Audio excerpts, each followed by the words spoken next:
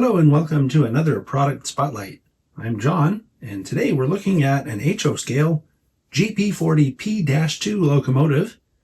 This comes from Athearn Genesis. It's decorated for Southern Pacific number 7600. The DCC ready version of this model has a list price of $221.73. The DCC and Sound equipped version has an MSRP of $308.69 at the time of this recording.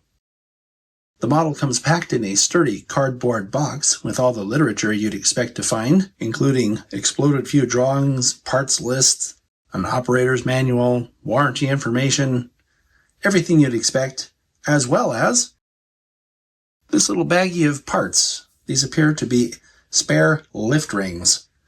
Now, the model comes with lift rings installed, which we'll see later, but this bag has additional lift rings, presumably for if the ones that it comes with come out somehow or break off.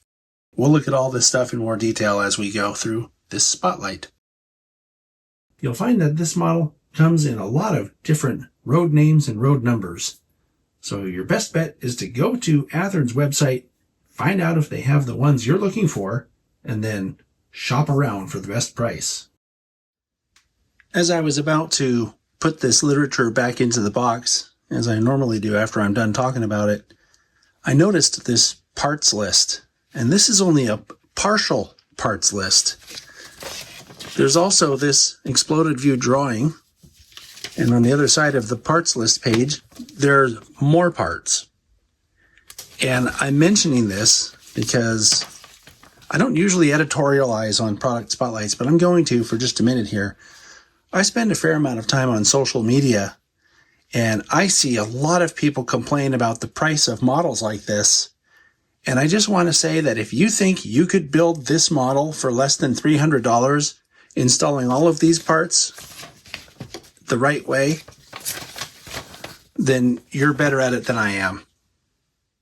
So in case you're wondering, the GP40P-2 is a GP40 that used to be used in commute service where I live in the Bay Area. And what happened was in the 80s, there was a new transit agency formed by several counties here. And the Southern Pacific power that was used on the passenger trains that they used to operate was no longer needed. So they converted these from passenger service to freight service. So that's what the P is in the GP40P-2. It's a GP40-2 that had head-end power in it to power the commute cars. Well, they didn't need that anymore, so they took the head-end power out and made some modifications, including adding a larger fuel tank. Anyway, that's just kind of the history behind these, so they're kind of relevant to my area. You can see on the model that the paint and markings are really well done. The paint is thin and even, and it doesn't really affect the detail showing through, which is nice. And all these little warning labels are legible under extreme magnification. There are what appear to be photo-etched stairs that go up into the cab. That's really cool. Next, we'll take a look at the details around the cab. You can see that the model comes with the sunshade installed. It has wind deflectors and such. Also, it has a detailed cab interior, and the windows can be moved to whatever position you want them to be in. Also, you'll notice looking from this angle that the windshield wipers are very thinly rendered. They almost look like metal pieces. Something else worth noting is that the bell is up here, and it has a beacon light, which does operate, by the way. Next, we'll look at the area around the nose and pilot. If you look, you'll see there's a very thin wire grab on the short hood here. Looks like the sand filler hatch is a separately applied piece. There are separately applied wire grabs on the nose. We have ditch lights also that operate. And then down at the bottom, you'll see it has a large plow and all the hose detail you'd expect to see on a model like this. Here's a look at the front of the model on the fireman side. You'll notice it has a recessed brake ratchet right in here in the nose. And once again, all that same kind of detail. Very thin windshield wipers, ditch lights, everything. Looks really good. I'll take this opportunity while we're looking at the fireman side of the model to point out all the really good detail in and around the trucks, including, speed recorder detail. Looks like we have sanding lines here. There's a lot of little details picked out with red paint. We have our air tank over here. And then the rear truck has even more really good detail. Lots of separately applied stuff in there. The rear of the model has detail similar to what we saw on the front of the model, including those separately applied grabs and hose detail down at the bottom there. And from this angle, you can see that there's some additional hose detail here. Now we'll take a look at the detail on the roof, starting with a separately applied grab here. Then we have 3 radiator fans here that are really well done. These are photo etched grills with recessed fan detail down in there. That looks really good. The dynamic brake also has a photo etched grill with a recessed fan, and you'll notice the fan's different compared to these fans, right? Because dynamic brake fans are different.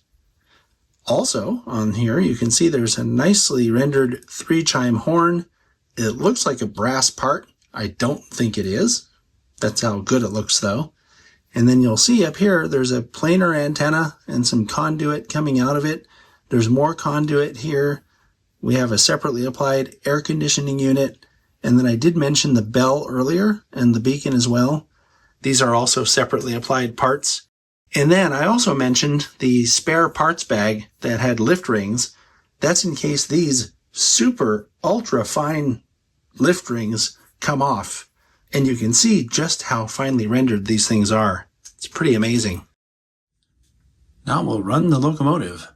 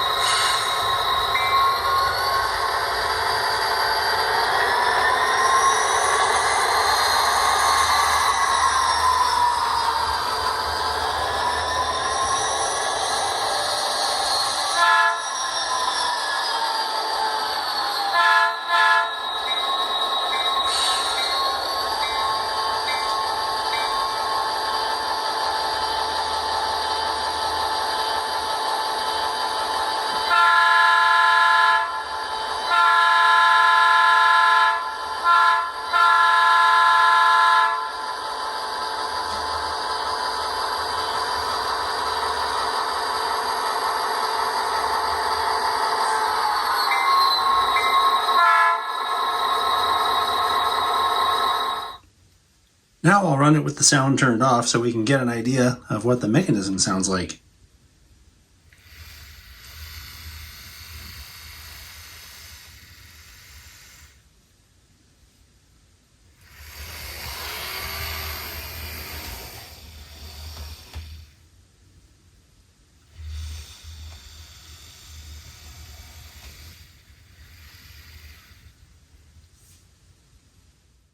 Now we'll take a look at the lights. The headlights are directional and come on with your F0 or light key. This model also has ditch lights, which are activated with F5. And then there's also a beacon on top of the cab that's activated with F6. We also have number board lights that come on with F24. And they look like they're flashing on the screen. They are not actually flashing in real life. That's just something about how the camera interprets what the LED is doing. So when I put the model in reverse, the rear headlight comes on.